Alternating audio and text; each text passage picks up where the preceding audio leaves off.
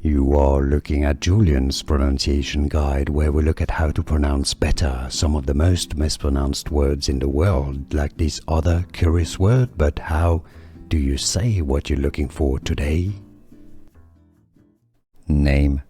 Pronunciation famous for being the name of the former first spouse of Chiapas, Mexican singer.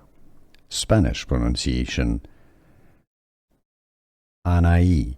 The H is silent. The stress is on the E syllable. Anahí. Anahí.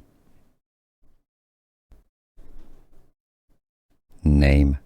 Pronunciation famous for being the name of the former first spouse of Chiapas, Mexican singer. Spanish pronunciation Anahí. The H is silent. The stress is on the E syllable. Anahí.